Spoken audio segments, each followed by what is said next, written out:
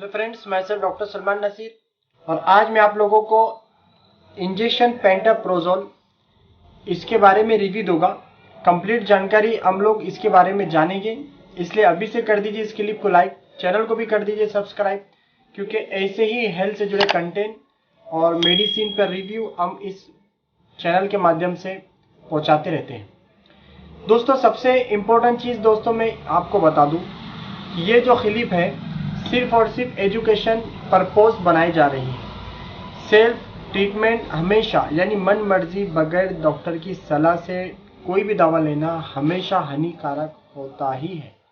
कभी भी हम मन मर्जी दवा ना लें, ये सिर्फ नॉलेज एजुकेशन पर्पस बनाई जा रही है।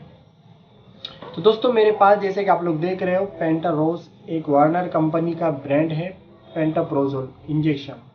साथ ही ये भी आप देख रहे हैं जो कि मैनकाइंड कंपनी का इंजेक्शन है जिसका नाम है पेंटाकाइंड। कंटेन एक ही है लेकिन ब्रांड अलग अलग हैं। तो इस तरह से दोस्तों ये इंजेक्शन आता है पेंटाप्रोजोल इंजेक्शन। दोस्तों, इसमें टैबलेट भी आती है, आप लोग जानते होंगे। तो इंजेक्शन का मकसद ये है कि ये इमरजेंसी या कुछ ऐसे कंडीशन जिसमें टैबलेट की ज़रूरत ना हो, जिसमें इंजेक्शन की ज़रूरत होती हो, वहाँ पर इसका इस्तेमाल बहुत ही ख़ास होता है। पेंटाप्रोजोल इंजेक्शन बीपी, ये बीपी का मतलब आप लोग जानते होंगे ब्रिटिश फार्माकोपिया। तो इस तरह से दोस्तों अब मैं आपको बताऊंगा कि इसके क्या क्या फ़ायदे हैं। तो दोस्तों, पेंटाप्रोजोल ये एक प्रोटॉन पंप इनहिबिटर होता है, यानी कि जो हाइपर एसिडिटी है उसको कंट्रोल में रखने का, उसको कम करने का, उसको रिड्यूस करने का काम करता है।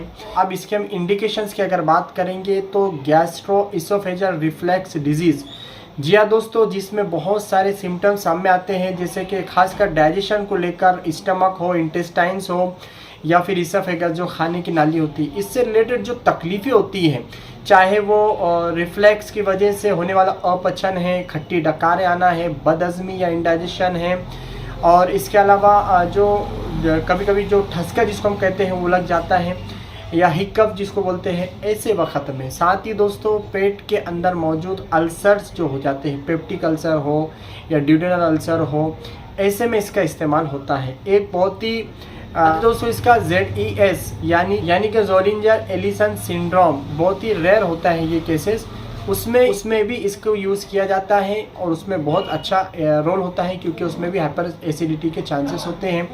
साथ ही दोस्तों इसके अलावा भी स्टमक अपसेट है। इसके साथ ही दोस्तों पैंक्रियाज में होने वाले जो इन्फ्लामेशन हो जाता है उसके, जिसको पैंक्रियाटिस कहते हैं, या फिर इसोफेगस के अंदर अगर कोई स्वेलिंग आ गई है, इसोफेजिटिस जिसको हम कहते हैं, उसके अंदर भी अच्छा रोल अदा करता है। हॉस्पिटलाइज जो पेशेंट होते हैं जिनको बहुत सारी दवाइयाँ चल रही होती है, ऐसे वक्त में दवाइयों के कुछ ऐसे साइड इफ़ेक्ट्स जो कि डाइजेशन ख़राब कर सकते हैं या फिर हाइपर एसिडिटी का ज़रिया बन सकते हैं, उनको रोकथाम के लिए भी डेली पेंटाप्रोजोल का इस्तेमाल IV रूट के थ्रू किया जाता है।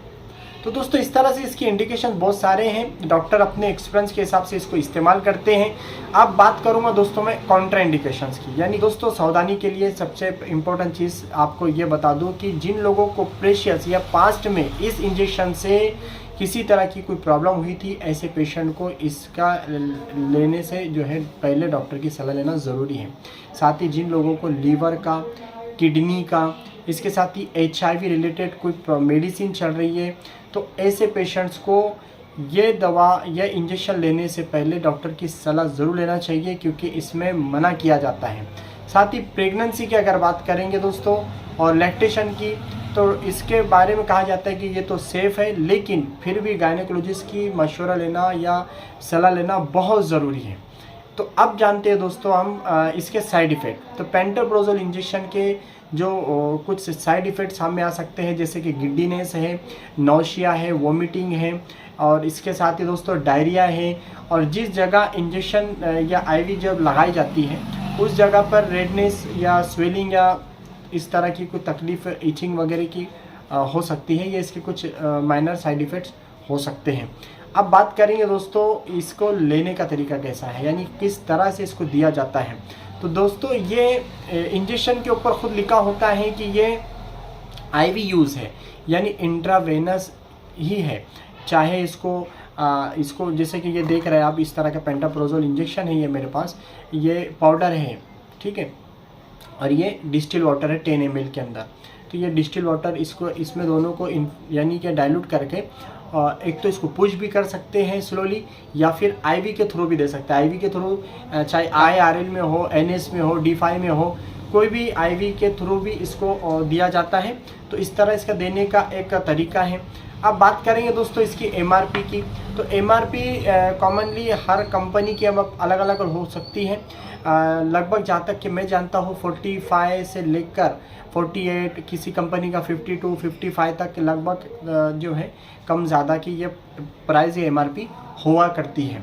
और बहुत सारे इसके ब्रांड भी हैं, जैसे कि मैंने पहले शुरुआत में बताया, पेंटाकाइंड है, पेंटारोज है, पैन IV है, पैन 40, ऐसे बहुत सारे